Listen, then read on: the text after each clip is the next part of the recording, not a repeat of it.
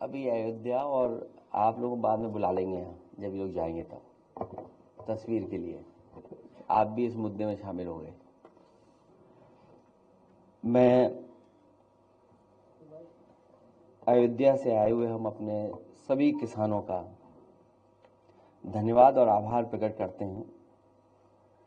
साथ ही साथ हम सभी लोग बहुत आभारी भी हैं उनके कि इन परिस्थितियों में जहां सरकार समय समय पर डराती है, उनके अधिकारी अन्याय करने के लिए हमेशा तैयार रहते हैं, उस समय किसान समाजवादी पार्टी और हम पर भरोसा कर रहे हैं। मैं अयोध्या वासियों का और खासकर किसानों का बहुत बहुत धन्यवाद और आभार प्रकट करता हूं। अभी जब बात शुरू हुई तो ये कहा गया कि ये भारतीय जनता पार्टी के भी कार्यकर्ता रहे हैं और आज इनके साथ भी अन्याय हो रहा है। और सच्चाई तो ये है कि इधर जिस तरीके से सरकार काम कर रही है, भारतीय जनता पार्टी के लोग भी जानते हैं कि भारतीय जनता पार्टी उनकी सगी नहीं है।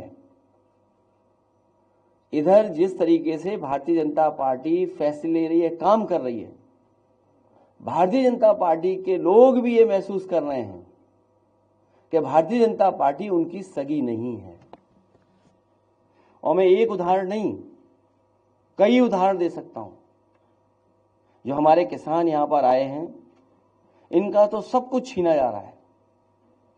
दादा परदादा से वर्षों से ये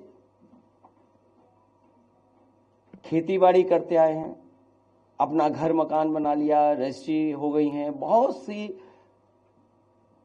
अपने परिवार मिलकर के रह रहे हैं, लेकिन सरकार जानबूझ करके इनकी जमीन छीनना चाहती है।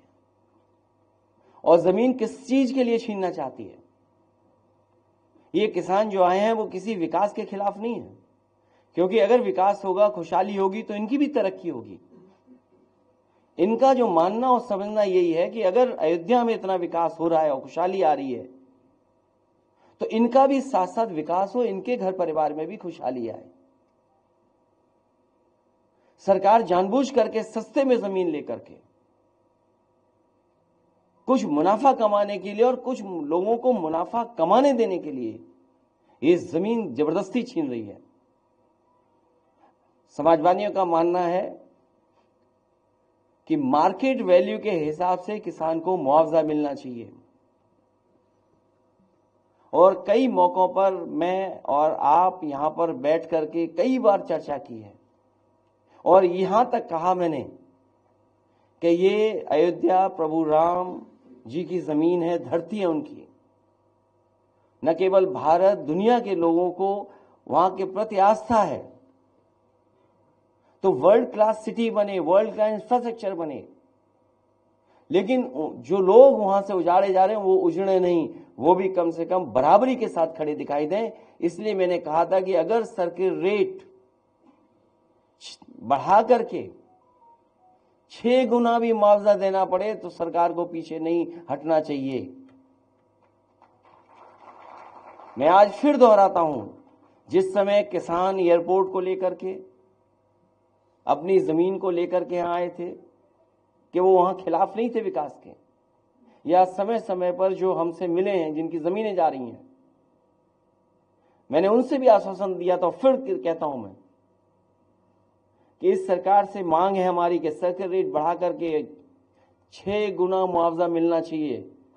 जो मार्केट वैल्यू है उसके हिसाब से उनका मुआवजा मिलना चाहिए। और अगर ये सरकार नहीं देती है, जब कभी भी समाजवादी सरकार बनेगी तो अयोध्या निवासियों को इसी तरीके से सर्किट रेट बढ़ा करके मार्केट वैल्यू के बराबर उनको मुआवजा दिलाने का काम करेंगे।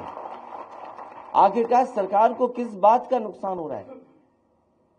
जहां आश्रम बनने चाहिए वहां होटल बनाना चाहते हैं। ये बात तो किसी को समझ में नहीं आ रही। अच्छे आश्रम बने, अच्छे रुकने का स्थान बने, धर्मशाला बने, वर्ल्ड क्लास इंफ्रास्ट्रक्चर के साथ चीजें बने, लेकिन अखबारों में विज्ञापन हम लोगों ने भी पढ़ा था कि 5 स्टार होटल बनेंगे।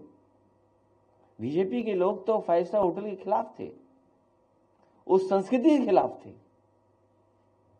कम से कम बीजेपी के लोग ये बताएं कि 5 स्टार बनने के लिए उसमें बार होना जरूरी है कि नहीं जरूरी है, ये बता दें बस बीजेपी के लोग। बीजेपी के लोगों ने कहा, और बीजेपी के लोग बताएं ये बात, सरकार के लोग बताएं कि जो 5 स्टार होटलों के लिए जमीन दे रहे हैं, क्या 5 स्टार होटल उसको माना जाएगा जिसमें बाढ़ नहीं होगा? और हमने वो तस्वीरें देखी हैं, वो पानी का गंगा माँ गंगा पर वो चलता जहाज देखा हम लोगों ने, जिसको कभी किसी स्टार की कैटेगरी में रखा गया था। उसमें हमने सबने तस्वीर देखी थी बाढ़ की। तो ये सरकार बताइए आखिरकार किस दिशा में ले जाना चाहती है? हमारी समाजवादियों की मांग है कि विकास के खिलाफ नहीं है। अयोध्या वर्ल्ड क्लास सिटी बने, ये नहीं बना पा रहे हैं, समाजवादियों को मौका मिलेगा तो वर्ल्ड क्लास सिटी अयोध्या को बनाने का काम करेंगे। और समाजवादियों ने जो भी काम किए हैं आपको सब पता है, एक एक चीज वर्ल्ड क्लास है। जहां से मुख्यमंत्री जी अन्याय कर रहे हैं बैठ करके, जो सीएम हाउस है, लोक भवन, ऑफिस, जो लोग भी निकलते होंगे इसके आसपास वो देखते होंगे कि क्या ऑफिस बनी हुई है। मैं तो ये कहता हूं जिस ऑफिस में वो बैठे हैं उसके बराबर भी पिछले इतने सालों में एक बिल्डिंग नहीं बना पाई है। मुझे खुशी है यहां के किसान हमारे साथ आए हैं और उन्हें भरोसा है समाजवादियों पर। मिल्कीपुर में भी चुनाव है, वहां पर पीडीए के प्रतिनिधि लड़ रहे हैं चुनाव। पीडीए के प्रतिनिधि ही समाजवादी पार्टी के प्रत्याशी हैं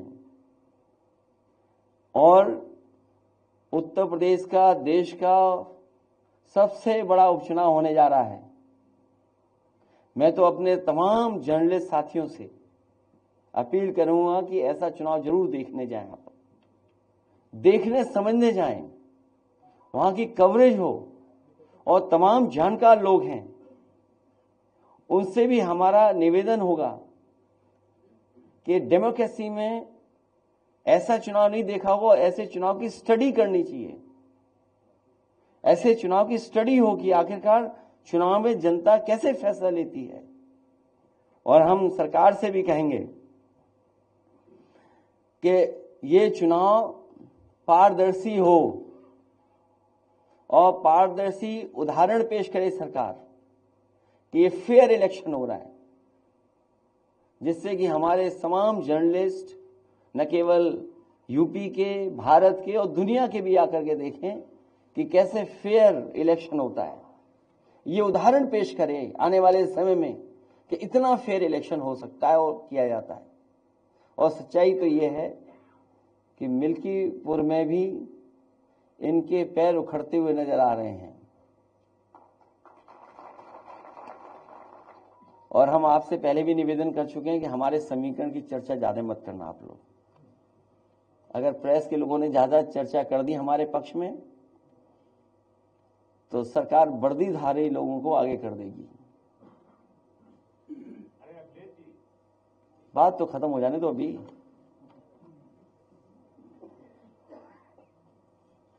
और भाजपा को हराने के लिए हमारे किसान तो हैं ही तैयार, भाजपा को हराने के लिए व्यापारी भी तैयार हैं, भाजपा को हराने के लिए युवा भी तैयार हैं, भाजपा को हराने के लिए महिलाएं भी, बहनें भी तैयार हैं। ये जो चुनाव होने जा रहा है इसमें बुरी हार भारतीय जनता पार्टी हार करके आएगी। मैं एक बार फिर अपने आए हुए किसानों का धन्यवाद देता हूं और मैं उन्हें भरोसा दिलाता हूं विधानसभा में भी, लोकसभा में भी आपकी बात को रखेंगे और आपके लिए समाजवादी पार्टी लड़ेगी भी, हक दिलाएगी भी। और आने वाले समय में सरकार बनेगी तो सर्किल रेट बढ़ा करके आपको मुआवजा दिलाने का काम हम सब लोग मिलकर के करेंगे।